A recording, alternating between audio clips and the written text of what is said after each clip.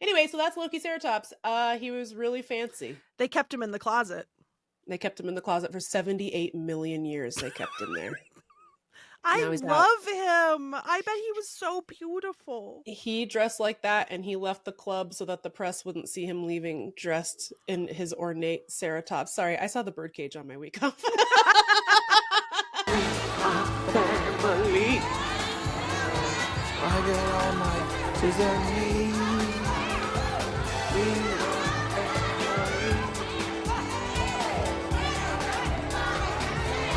Dude, the Birdcage is so good. So good. It's so good. I'm glad you said that because speaking of Gen Z, there's a little bit of a generational divide about whether or not the Birdcage is good, because Robin Williams is playing a gay character and like that's bad by modern standards, which is true.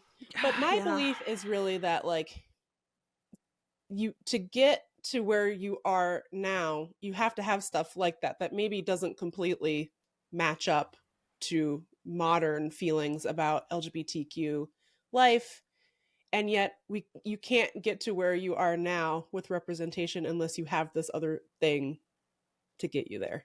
So it's like a bridge to something better, but it's such a sensational movie. The jokes, by the way, are still highly topical and relevant. Oh my god, the senator is just as racist and fucked up as they are now. There's jokes in there about like people who are still in politics. And I was like, that's this upsetting. holds up. I know. I was like, this actually holds up really, really well. It's very funny. The jokes feel very fresh still.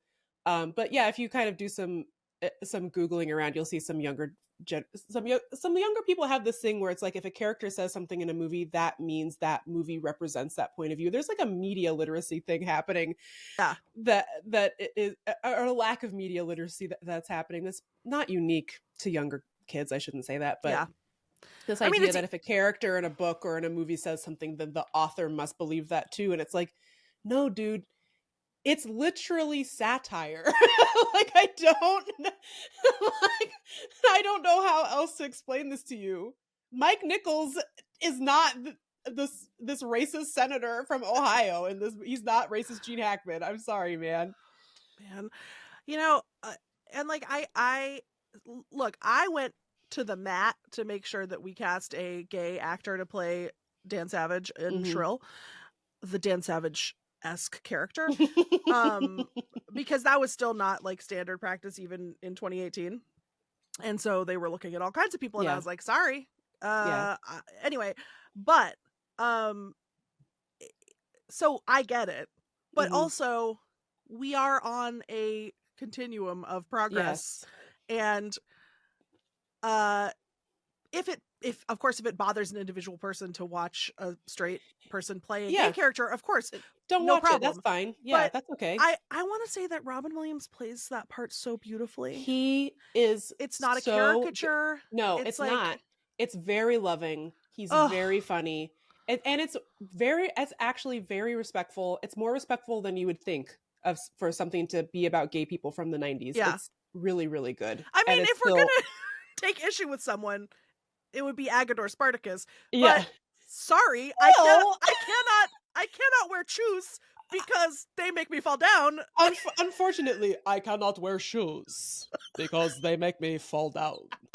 But there's no point in my putting shoes on, sir. I never wear shoes because they make me fall down. Everything about it is so good. And also when he says, why won't you put me in the show? It's because of my Guatemalan-ness? My natural heat? Like, sorry. You want me to cancel that? Sorry. I won't do it. I'm going to buy a Pomeranian from an Amish guy, and I'm going to elevate Agador Spartacus's voice. I'm going to center him in queer dialogue. Sorry. I'm sorry. Oh no, the show's canceled. So that's Loki Ceratops. Scientists say that Loki Ceratops could not wear shoes because they made him fall down. He will fall down. Also, like when Robin Williams breaks about the shrimp in the soup, it's so funny. And he's just like, fuck the shrimp! Major things to do, you don't give me no time to jump! Shut up! It's okay. We're all right. It's fine. Just shut up, goddamn you. It's all right. Stop crying. Goddamn you. What are you standing there for? Go. Go. She'll be here in a minute. Go. Damn it. Fuck the shrimp. Dude, that movie's so good. I know. You know what else? It's on Peacock. You should watch it. I'm gonna watch it. You know who else? You know who I love in that movie is Christine Baranski. She's so good. That part where they sing their little song in her office. I think about it all the time. Love is in the air, round and about. This morning, bachelors beware. Maidens watch out. Fair warning, if you start to feel a tingle and you like remaining single, stay. Oh, that's your part. Don't take a breath. You could catch your death. 'Cause love is around. It's so good. It's so sensual.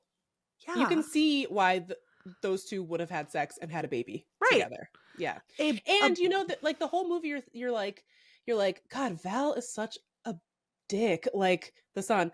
Like what an asshole that he would like ask his father to do this. And like that's the piece that's very like a 19-year-old or 20-year-old in 1996 would do this. Yeah.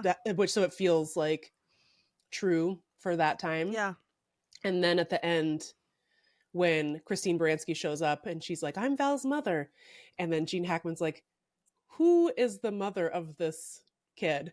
And he goes, this is my mother. And he grabs Nathan Lane's hand. It's like, and that's what makes the movie so special, is that he was such a dick and so wrong about his family for like the whole movie. And at the end, he affirms that relationship. That's what makes it special, is that he was a bastard. I need you children to understand this. It's so annoying. So yeah, great film. For the podcast purposes, that's Loki Ceratops Rangiformis, and he's Text Me Back's Snake of the Week.